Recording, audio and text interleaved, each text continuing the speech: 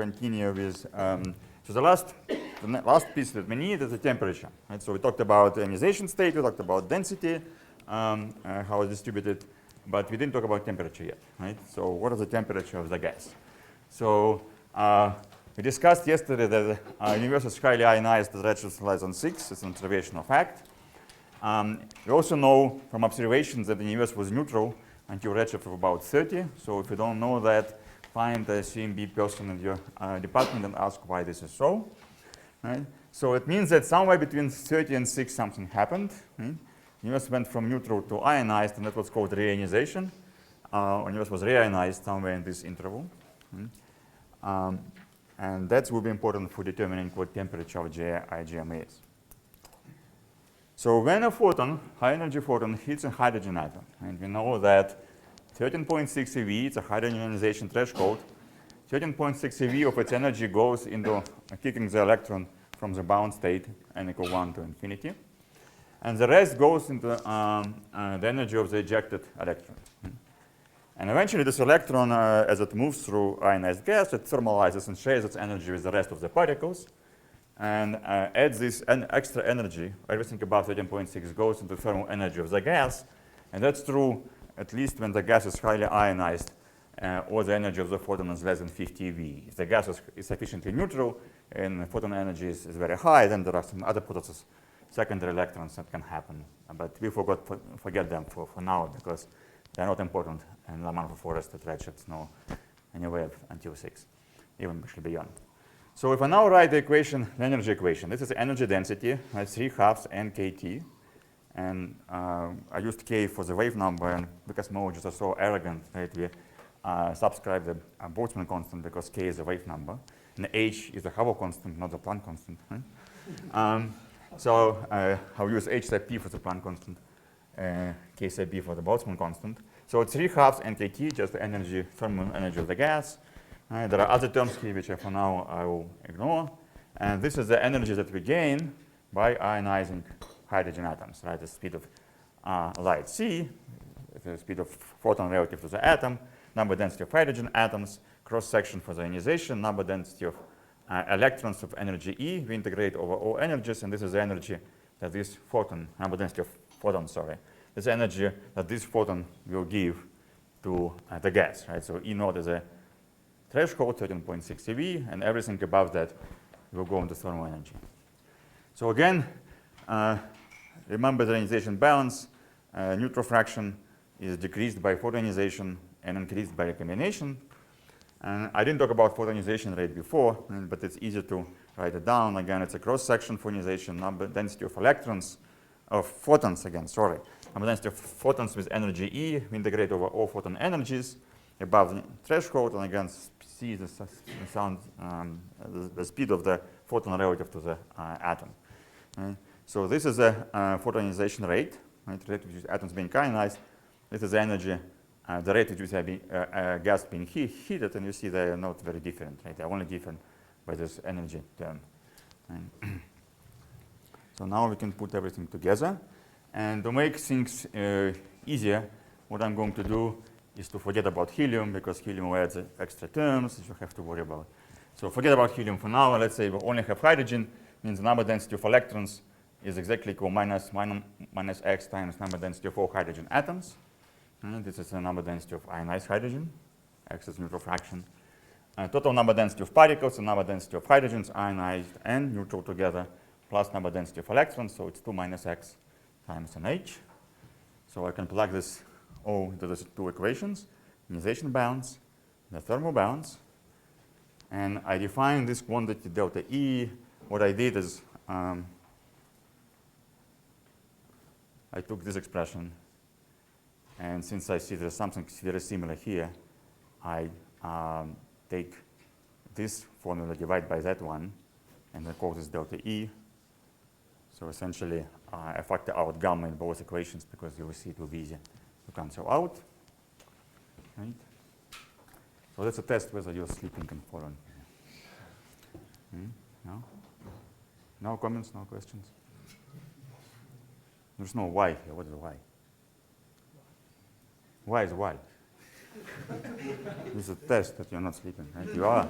There's no why, of course. So this is the heating rate for ionization heating again, and this is for ionization per se. So all we have to do is to solve those two equations. So that become relatively easy at this point and solvable. So let's consider first limiting cases. Ionization equilibrium. And again, this is a limit when this x dot is equal to 0, so both ionization and recombination rates compensate each other exactly. So in general, it's going to be a quadratic equation for the neutral fraction. But since we know that Forest is highly ionized, it basically doesn't matter. Doesn't make sense for us to consider when equilibrium when x is large. So basically ignore x in the equilibrium. And if x is much larger, so in the equilibrium, then x is just Rn over gamma. So let's first consider a case where x has not reached equilibrium yet, right? So if x is much larger than this equilibrium value, then photoionization is much stronger than recombination. Right? So before ionization, before we have any ionized gas, so recombinations will be small because x is close to 1. So if we take those two equations and start with cold neutral intergalactic medium, so x equal 1 and temperature is essentially 0, maybe very small like CMB temperature, but you will see it will be essentially 0 for our purposes. And now let's assume that ionization is instantaneous. So what I'm doing is taking neutral, very cold universe and pressing the light switch, right? Switching ionizing source instantaneously and letting this ionizing radiation hit the universe everywhere. Right? So my photoionization rate is the Heaviside function. It's 0 before some time and at some large number after T ionization T sub r. So then those two equations we can actually solve, right? So this one becomes really easy. Maybe I should write them here. Maybe I'll just skip back and forth. So this one is easy because we throw away this term. Gamma is constant, so this is just a trivial exponent. So what I get is x is e to the minus.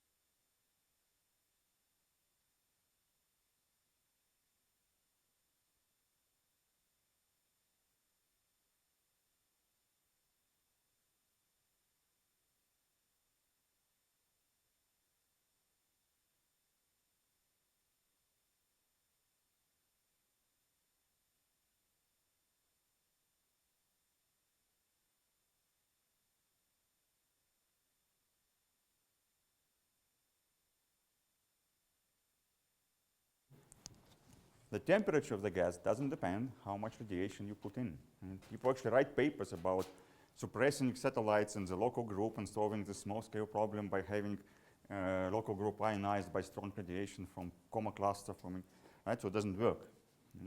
So the lesson is that when you ionize things rapidly, the temperature only depends on the spectrum, doesn't depend how much radiation you have.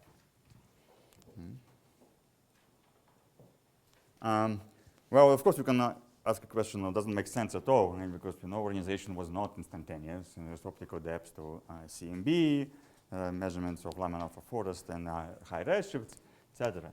So does it actually ever apply to real life? That's one of my first quizzes here.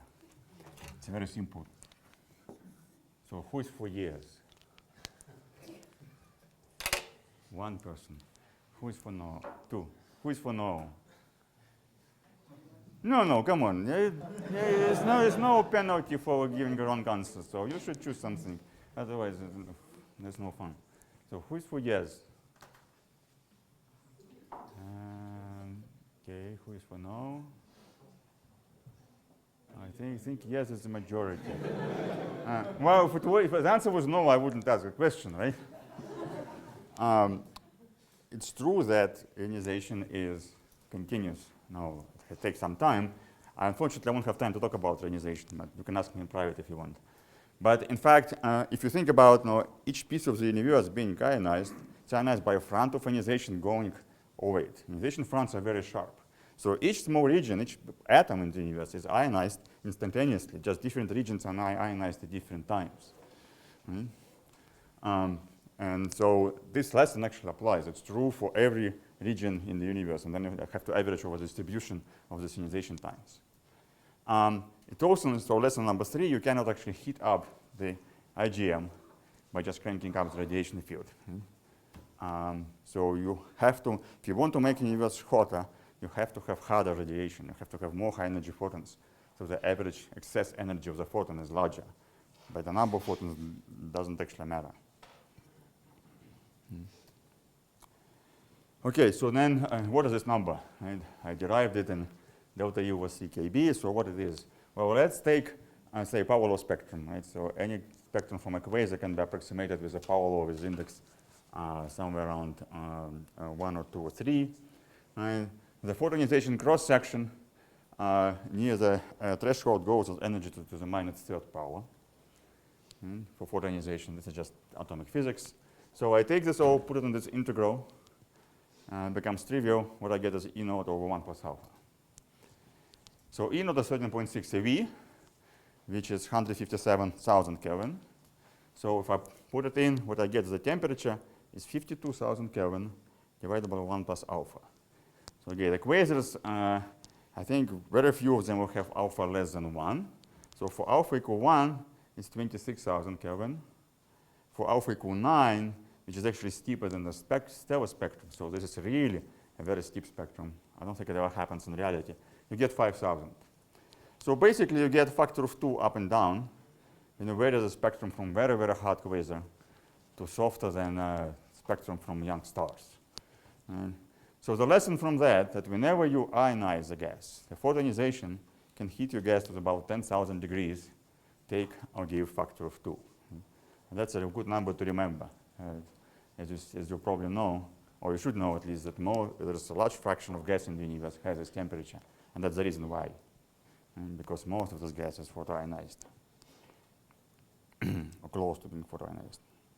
It doesn't even have to be photoionized, it just has to be photoheated. Right? Okay, so what's next? So we considered a case where we started with very cold universe, neutral. We crank ionization field, we get everything ionized and heated to temperature around 10,000 degrees. So what's next? Right, so after that, the universe continues to expand. Right, so we have now to account for the fact that as a gas expands, it cools down. Right, that's how fridges work. But we still have this photoionization. Right? Of course, most of the gases are ionized, so heating by ionization is now not as efficient, but it's still there. And so if I now put adiabatic expansion, my n dot is negative because the universe expands, right? The density goes down. And I still have this photoionization.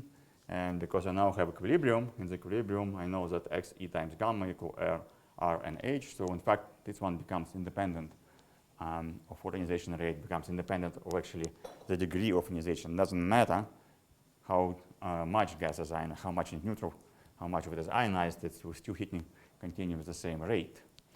So this equation is a little bit more complicated. Right? I need to know what the combination rate as a function of temperature is. Turns out that, again, it's all atomic physics. It's all, for hydrogen, you can actually calculate it exactly because you know what the wave function of the atom. In practice, you never do it exactly, just use some fitting formula. A good approximation for the hydrogen recombination coefficient is 4.3 times 10 to the minus 13. Temperature to from 10 to the 4 degrees to power minus 0.7. I don't know the density is the average density 1 plus delta. The average density goes as eta to the minus 3 power. So if now we consider the meta-dominated regime where A goes as t to the 2/3, we know how delta grows, it's a linear growing mode. So we know actually everything. We know how this depends on time, how this depends on time, we know what this depends on temperature. So we get an equation that depends on, these terms depend on time and temperature, so we get an ordinary differential equation. In general case, it can almost be solved fully analytically. Right? So solving it numerically is trivial, and can almost be solved analytically. And the only complexity comes from this delta. So if delta actually is 0, if we take the mean density, looking exactly at the mean density, then it's actually trivial exercise to do it analytically. And one of the hands-on projects that I just sent to Eve is to play with this equation with some extra terms and see how temperature changes. But if we take in general case, we can still almost solve it exactly analytically. Right? And what you find is that the temperature is a function of density.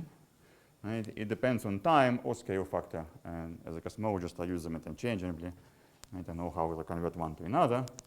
And at least at late times, when the limit, when way past ionization, the temperature goes down slightly steeper, slightly less than 1/A.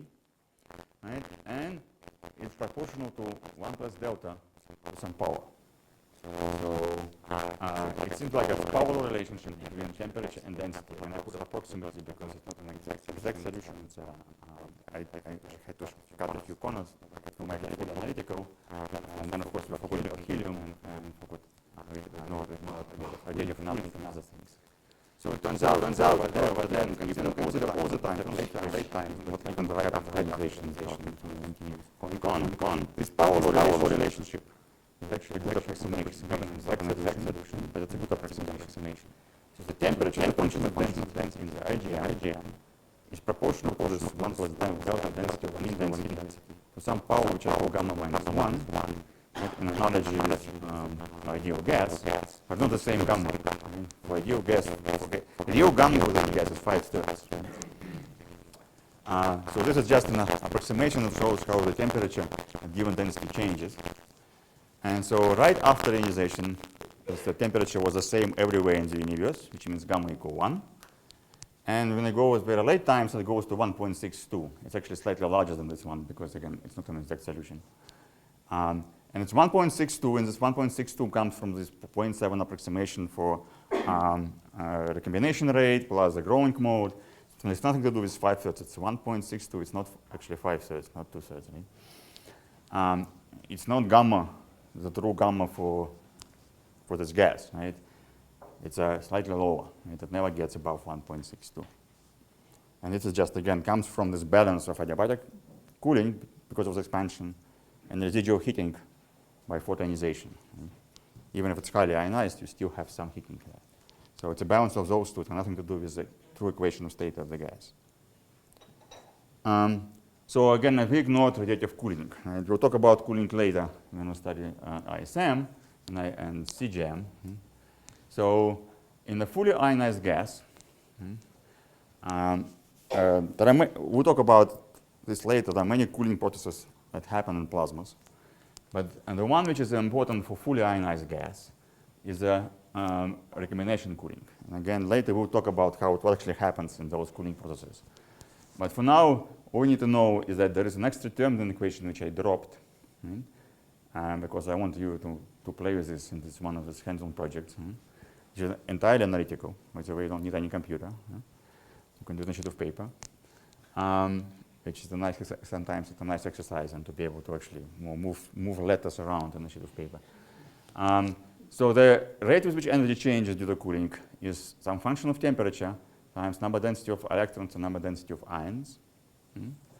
And this cooling function, lambda, due to recombination, approximately is 3/4 kT times R of T. It's not an exact quantum mechanical result. The exact one is more complicated, but approximately it's equal to that over this range of temperatures that we care about. Right? So again, I'll leave it as an exercise. If you have nothing to do, or sitting on the ski lift and have no free time, you can just scribble things on a sheet of paper and play with it. That's how it actually looks in reality. Those are now real numerical calculations when you put everything and follow how density grows with time, etc. So what you get is a temperature versus density. And I show you an example in which the universe was reionized all of it simultaneously at redshift 6. It's a toy model. Right? But you do good relationships that look almost like a power laws. They're not actually exactly power laws. You see some little bit of curvature there. Right? These straight lines are this equation that I solved above. Right? So it doesn't quite work, but it's not very far. It doesn't quite work because of this helium stuff, that helium I ignored.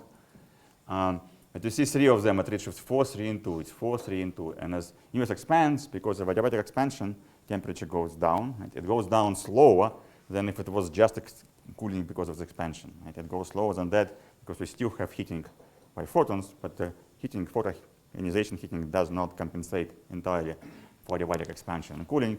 So the temperature does go down, and it actually gets steeper with time.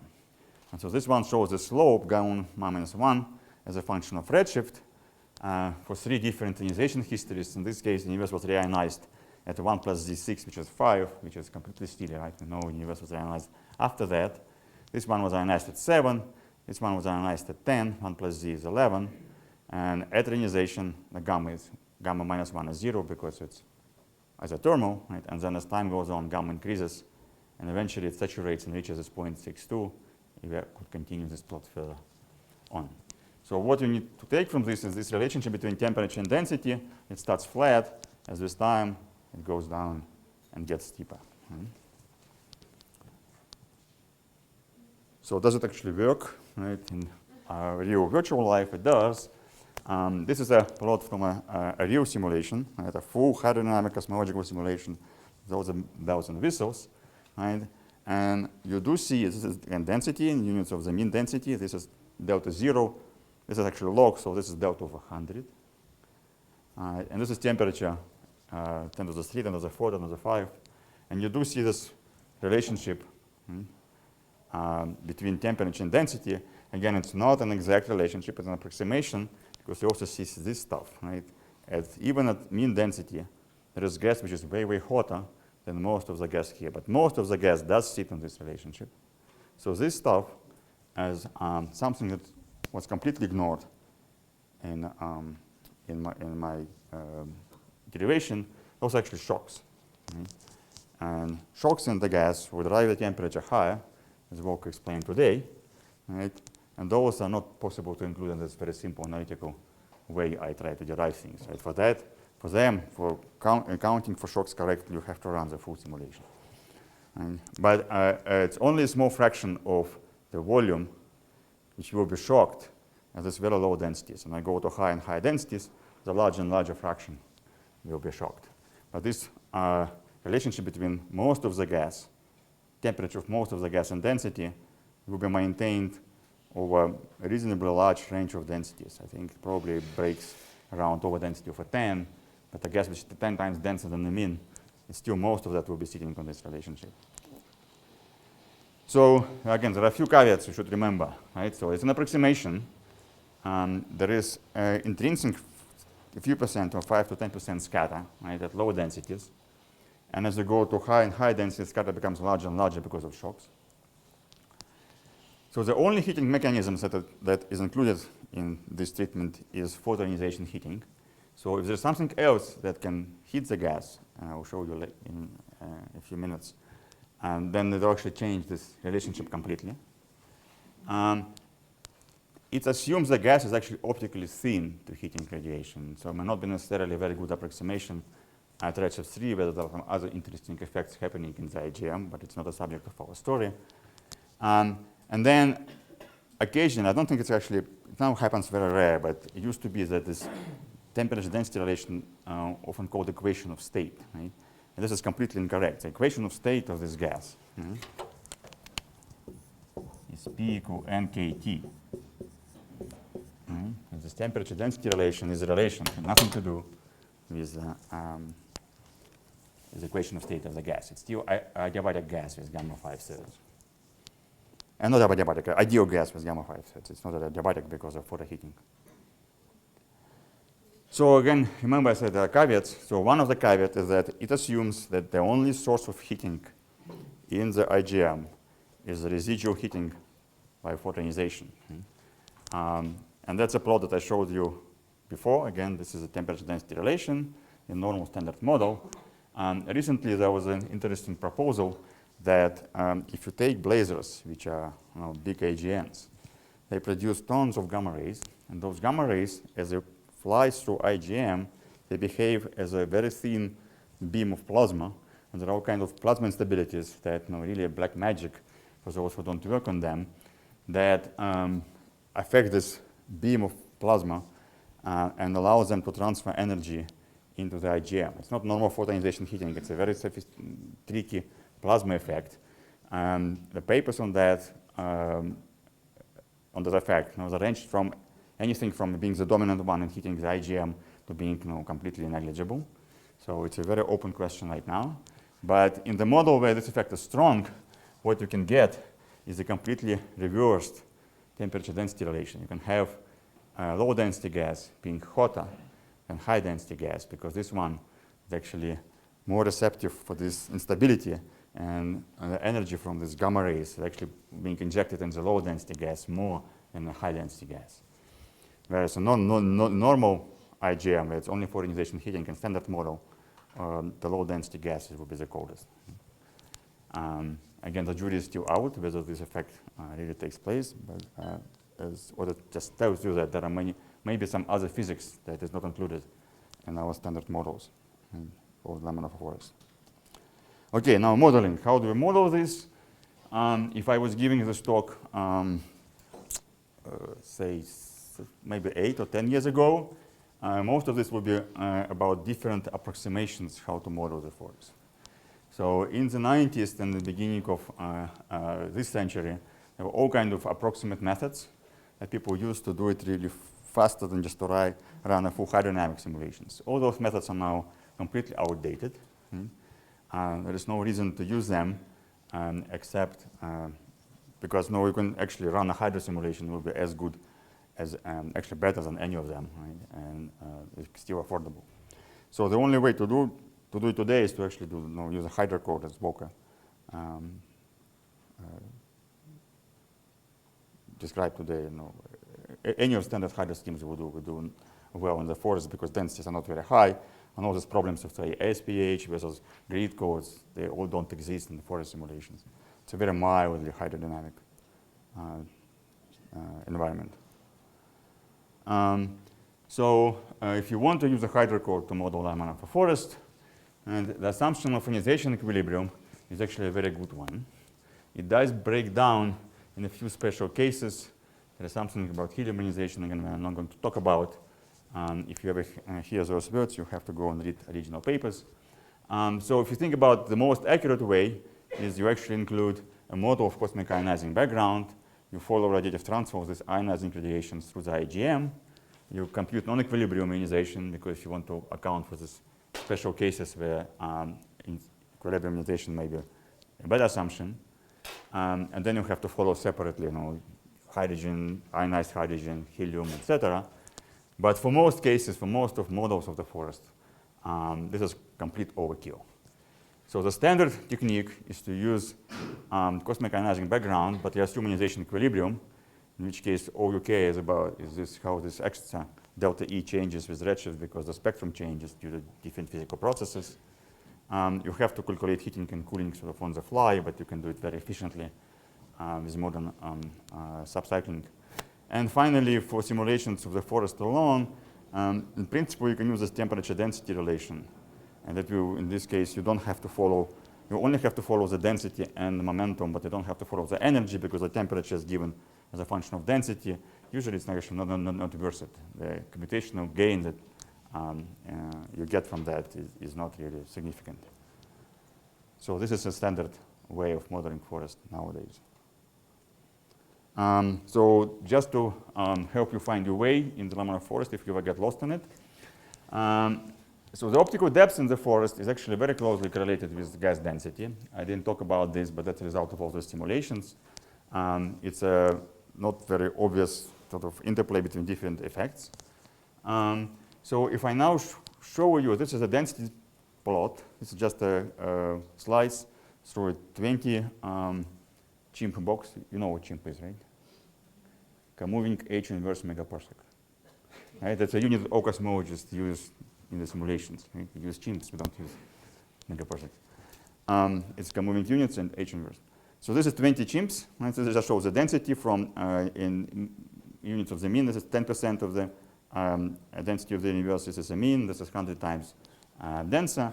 And this shows the optical depth. Right? I actually cheated a little bit. I use this relationship rather than to do the real spectrum each pixel of this image. And the reason I show you is for you to get feeling what different structures, what optical values of optical depth different structures have. Right? So again, we have filaments, we have voids, we have all these tiny filaments all over the place. Right? And this is optical depth from 1%, which is barely detectable with very high resolution large telescopes like Keck, to something like 10, which will make the line completely saturated. And this is 0.1, this is the right optical depth of 1. E to the minus 1, no, it's 1/3. So if you look in the voids, basically voids don't produce any absorption in the spectra, so the laminar photon streams through the voids without being absorbed. So what you mostly see as these lines in the spectra are these very small filaments which have optical depths of below 1 or maybe slightly larger than 1. Right? So these tiny filaments, the small scale structure, the small scale tail of large scale structure is what produces laminar phosphorus. Right? So it's the same power spectrum. That's why we can use laminar phosphorus to constrain the power spectrum of matter. And then when you go to really the big filaments and environments of galaxies, then you start getting Coulomb density, optical depth of the order of 10 and more, in which case you get very deep, fully saturated lines. Right, so most of the forest actually comes. What we need to remember, that most of the forest comes from these small filaments, which are the tail of this large-scale structure that we see in galaxy distribution. So if we now want to use laminar forest for learning something about, say, cosmology or measuring our matter clusters, we can either do it directly, or there is another shortcut that I like to mention. It's called FGPA, and it stands for Fluctuating Gunn-Peterson Optical Depth Approximation, FGPA. So the fact that optical depth correlates with density means that on large scales, you can use just a density field and map it into the optical depth. So on small scales, this approximation breaks down because there, as you've seen, the lines and the peaks of density actually get displaced because of peculiar velocities. But if you go to large enough scales, these displacements will be small, and you can ignore them. And so you can use this ansatz in which the optical depth is just a function of density. Forget about temperature, forget about peculiar velocities. And that you can use for modeling large-scale clustering of laminar forest. So, okay, observations. I'm not going to talk about observations. I intend to be very, very brief. So, historically, if you read papers in the 80s and 90s, at that time, before we actually understood that the laminar forest was a small-scale tail of the same large-scale structure, forest was treated as a bunch of separate clouds, and all those lines were represented by pairs of the Coulomb density and the B parameter. So if you ever had a spectroscopy class, you know that an absorption line or an emission line can be represented as a Coulomb density and the B parameter. In reality, of course, we have a density distribution as a function of space. So this decomposition of a continuous density distribution into individual clouds is not exact and not unique. Right? It's an approximation. And in modern view, we should treat tau as a function of wavelength or frequency or velocity as a really continuous field and operate on this field as something sampling the density and temperature and velocity of baryons in the universe. So these temperature density, there's B versus N, Doppler width versus Coulomb density decomposition. Some observers still use it. So there are some really hardcore observers who just stick to the way they've done everything 2,000 years ago. And so when you do that, you see the distributions. And in fact, it's still useful for something. So normally, you have this column density, right, in this fitted line profile, and which you can treat as a proxy for density. And of course, the Doppler widths determine how fast the gas atoms in the gas move, so it's a proxy for temperature. So in the first approximation, you can think of this as mapping density and temperature in your IGM. In reality, of course, it's not only the Doppler widths, it's also the peculiar velocities of the gas that contribute to the width of the line, not only temperature. And so it's not a real measure of the temperature, but it's a lower cutoff in this distribution. So it's a very typical distribution. And what you'll see is you have a bunch of points everywhere, but they seem to be petering out of those points at low B values.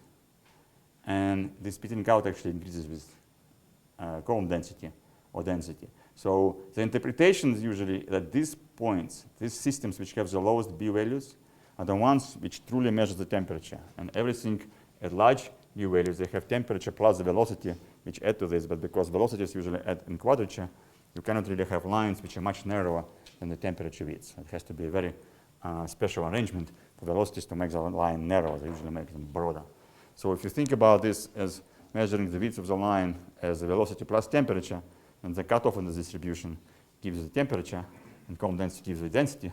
So what you can actually do is to measure this temperature-density relation from this distribution. It's been done many times, or several times, 5 or 6, many. Unfortunately, those results are not very conclusive because, first of all, it's kind of not a mainstream subject, and then it does require fitting lines with high resolution spectra. So what I show you here is temperature and this gamma minus 1 as a function. This temperature at delta equals 0. And remember, temperature density relation, I can put delta equals 0 and get the temperature at the mean density. Right? It's not the mean temperature of the universe, it's the temperature at the mean density. Right? Not the same as the mean temperature. You have to be careful. And each of those colored points is one quasar. There are 3 different colors here from 3 different sets of quasars, from 3 different papers. Right? And the black line is my attempt to average all those points together, which is probably a wrong thing to do because they all have different systematics. Right? But I'm serious, I take data literally. So what you're supposed to see is that the temperature has a dip, the gamma has a dip at around redshift 3, and temperature has a peak. It's not very apparent. Right? So it's not, I'm not sure what the statistical significance of that. But in fact, there's a physical reason why you would expect temperature to go up and gamma to go down. That's because of helium ionization. That's all I want to say about helium ionization today. By the way to constrain what happens at redshift 3 in the IGM is through probably getting more of those measurements.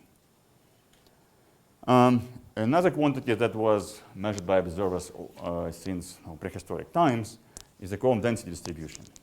And of course, as astronomers often do, they try to make something very simple and pretend they make it look very complicated so that it seems like the field is very sophisticated. In reality, it's very simple. So what is column density distribution is, you just take this n column density values that you measure from a bunch of spectra and make a histogram. But astronomers use this quantity f, which has some kind of strange conversions from a normal histogram into something which looks weird. Right? But you forget about this weird unit, right? And think about this as really a histogram of the column densities in neutral hydrogen. Then this column density distribution has been measured over 10 orders of magnitude. Right? So these black points are in fact observational measurements, and the red line is one of the recent theoretical models. Right? Unfortunately, that's the only one that fits the data so well. All other ones fit data much worse, and we're still trying to understand why there's a discrepancy. But it seems actually quite exciting that you can make a model that works over 10 orders of magnitude in column density. So there are actually a few numbers here. Right? It's a few words here. There's Lyman limit systems, Lyman alpha forest, damped Lyman alpha systems. Again, historically, astronomers, the difference between astronomy and physics, right? You know about this. And physicist gets a bunch of points, right, in a plane, they try to draw a line through them, and astronomers try to divide it into classes. Right? So the same, you have a distribution of cone densities. What astronomers do is divide it into classes. So the first class is line of a forest, right, what I actually talked about. And that's usually has cone densities about 10 to the 17. Anything between 10 to the 17 and 10 to the 20 is called Lyman limit systems. Again, I don't have time to go into why they're called, but they have some physical reasons to be there on their own. Right? They're important for things like ionization and cosmic ionizing background. So the systems which have cone densities more than 10 to the 20, called damped Lyman alpha systems.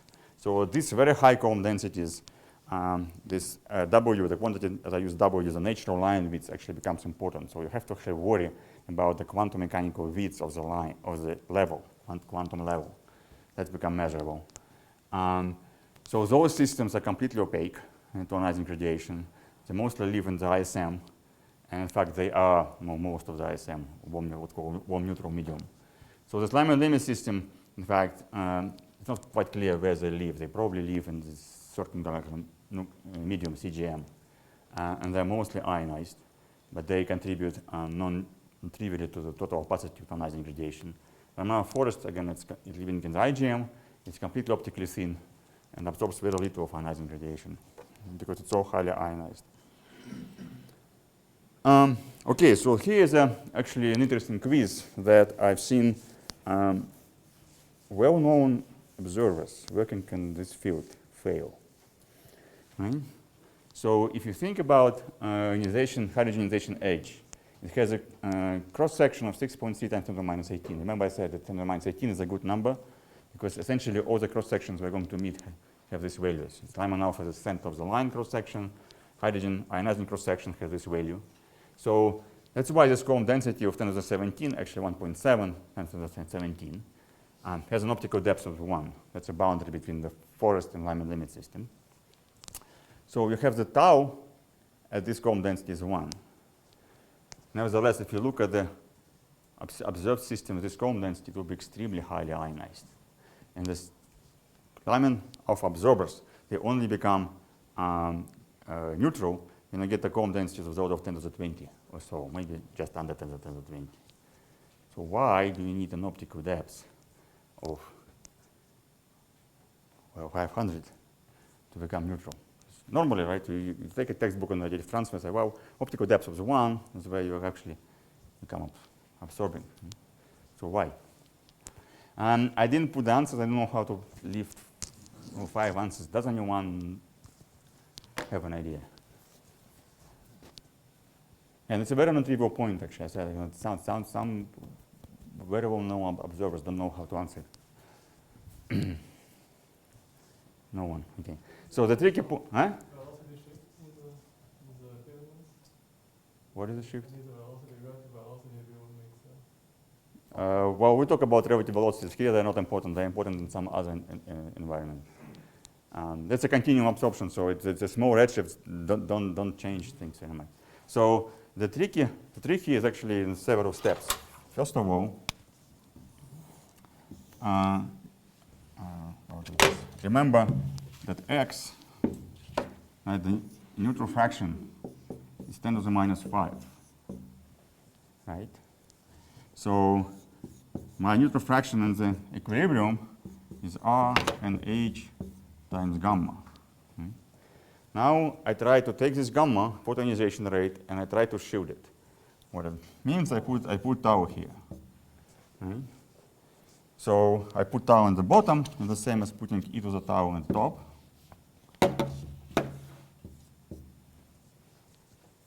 And now this thing I know is 10 to the minus 5. So what tau do I need to get it to 1? I don't need tau equal 1. I need tau equal 10. So because it's so highly ionized, you actually need to optical depth of at least 10 to make this gas neutral. And the question, what is tau here? Right? This is tau at the hydrogen ionization edge. But if you have a spectrum of photons, most of your photons are not sitting at the hydrogen ionization edge. They're sitting at higher energies. So the typical energy of an ionizing photon is depending on the shape of the spectrum, somewhere between 30 and 50 electron volts. And so the sigma goes as energy to the -3, which means that of your average sigma that your ionizing photons see when they hit atoms is not 6.3 times 10 to the -18,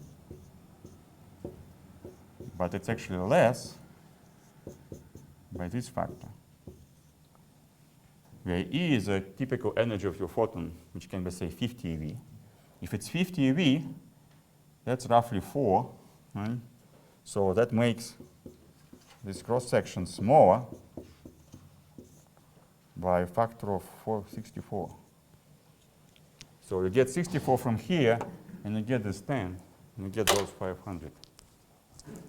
So whenever you deal with radius transfer, especially in IGM, you have to be very careful with thinking about what is optically thick, what is optically thin. Tau is equal 1 is not optically thick. Tau is equal 1 is extremely optically thin. Optically thick in this case is tau is 500. And so when I say in the textbook, right, to get optically thick with tau is the order of 1.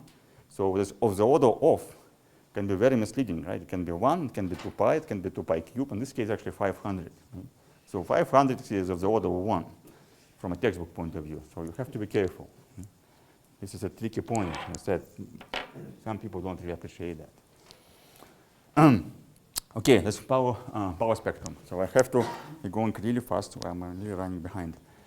So in '98, Rupert Croft and David Weinberg and Lars Hörnquist and New Katz, they realized that if you have this FGP approximation, right, if you have the optical depth, which is a function of density only, that they can use a theorem. There's a theorem in large-scale structures that if you have non-linear field, if you have some quantity f, which is a function of density only, of say dark matter, or gas density, it doesn't matter, we're talking about large scales way above the filtering scale. Then if you take the power spectrum of this stuff, on large scale, the power spectrum of this f will be linearly proportional to the power spectrum of matter, of rho, with a quantity which you call bias factor, well, squared. And this is the definition of the bias factor. So as long as you have a local relationship between density to something else, then something else will be linearly biased on large scales with constant bias factor. And that's because the relation is local. And there's no large scale, non-local contributions which will contribute to the scale dependence of B. So that actually applies to the power to the laminar forest as well. So if you want to measure 3D power spectrum of baryons from the laminar forest, all you have to do is to measure one-dimensional power spectrum of laminar alpha flux. Then you have to convert this one-dimensional power spectrum just from the spectrum, just basically taking flux and just taking the spectrum as you've seen it yesterday and just taking the power spectrum of it. Convert the power spectrum from one-dimensional to three-dimensional. It's a very simple mathematical transformation. Then you have to determine the bias, say from simulations, and you are done. You have measured the power spectrum of baryons in the IGM, right, at whatever redshift you want. And this is how it's been done, for example, from Sloan quasars. This is the exact measurement of the power spectrum of baryons at large scale, so forget about filtering scale. And the baryons actually trace the dark matter. So if this is a power spectrum of matter, I show this again delta squared, this k cubed times p of k. And we measure it in redshift bins, in 10 different redshift bins. So we not only know the power spectrum of matter, those redshifts, we know it as it evolves with redshift. We can actually check whether it grows with the linear growing mode, as standard cosmology predicts. The answer is yes, it does. So the power of the forest is actually immense. You're not getting one measurement like of CMB, you're getting here 10 measurements at different redshifts. It's a little bit of a nuisance that because you're dealing with wavelengths or velocity space, so your k doesn't have units of inverse chimps, it has a units of kilometers per second inverse. So it's a bit of a nuisance. You need to know how to convert from velocity space to Dewey space. You need to know the value of the Hubble constant at those redshifts. So you need to know the cosmology. But beyond that, this is a measurement of immense constraining power. Okay, so I'll take 3 more minutes to just finish with the forest, so where the forest actually ends. Right? So this is the same power spectrum, and in fact, you can even go beyond and instead of using Sloan, which has a very large number of spectra, you can take high resolution spectra from, say, Keck telescopes, or LBT. Those are relatively few, so you don't have enough data to actually have 10 beams and redshifts. But because they're high resolution spectra from 8-meter telescopes, you can go to much smaller scales because they have higher velocity resolution. And in those spectra, you can see that this actually starts, first of all, they match to the Sloan spectrum. Right? This is one measurement, this is another one at the same redshift, and they do match, which is good. But you also see the spectra starts going down. So what you are seeing is the forest getting smooth on small scales. You do expect this because of the filtering scale, I think because of finite temperature, not surprising, but nevertheless it's a test of this conceptual ideas that baryons are smooth on small scales. There's also something that if you talk to a pure hydrodynamicist, right, something that actually surprises them. Because if you think about viscosity, as Walker said, the viscosity in most of cosmic plasma is very, very low, which means the Rayleigh number, the one that Ralph already mentioned, it measures how large the viscosity is relative to the typical size and velocity. So it's a velocity length times velocity of your flow, right? So it's divided by this kinematic viscosity nu, which has units of length squared over time. So if this number is large, which means the viscosity is very small. If the viscosity is very small, right, you have turbulence. Right? So if you have a river, a mountain river, right, anywhere around here, you will see turbulence from the rapids. Right? If you now imagine pouring honey down the slope, you won't have turbulence in a honey river. Right? It will be very smooth because viscosity is large. So the rule of thumb in hydrodynamics, this Rayleigh number goes above 10 to the 3, and the hydrodynamic flow will develop turbulence. So in the IGM, in the forest, this Rayleigh number is at least 10 to the 6, and maybe actually much higher because of some plasma effects, which are very complicated. So naively, you would expect the laminar forest, or IGM, to be very, very turbulent on small scales. So that's been tested, well, to some extent. So the way you can test it is to look, you need to have a light bulb, right, to see the laminar forest. And you want to see how it's turbulent or non-turbulent on small scales. You need to have two light bulbs very, very close to each other. So, but there are lensed quasars. So you can take a lensed quasar, look at two images of them, and compare the laminar forest with those two lines of sight. And so here's one of the example. Again, a small piece of laminar forest along two lines of sight to two quasars which are separated by a few arc seconds in the sky. So you need to find 10 differences here. Right? Don't give it a quiz, you can take it home. Right? But as you see, forests actually look very, very similar. Even the very small lines look quite similar. There are only a few differences, and those are actually not related to the forest. Those are different absorption lines. So what you can do using this quasar, it's unfortunately only one work of this type I know of, right, is you can cross-correlate these two lines of sight, and then having a model for the forest, you can constrain by how much density of the IGM changes on this perpendicular direction of the scale, which is difference in size between those two lines of sight, which for this particular quasar at its redshift is 0.6 kiloparsec. And what we find that because those two spectra look so similar, they're actually identical within the measurement errors. You can only put an upper limit that the change in density, RMS change in density on this separation is less than 3%.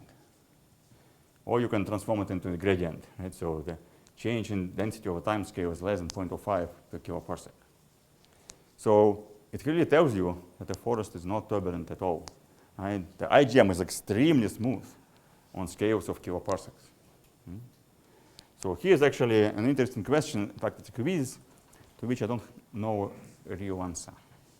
Right? So this is an example of a hydrodynamic flow which has very high Rayleigh number, but which is not turbulent. So I will finish with this. And I think my time is up. And this part was supposed to take 1.5 lectures. I took full 2, so I have to go really faster afterwards. So questions?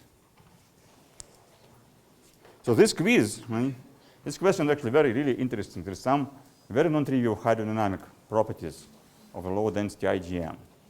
that it violates this rule of thumb in hydrodynamics. Right? It's supposed to be turbulent, but it is not. No more questions? Well, happy skiing then. Right?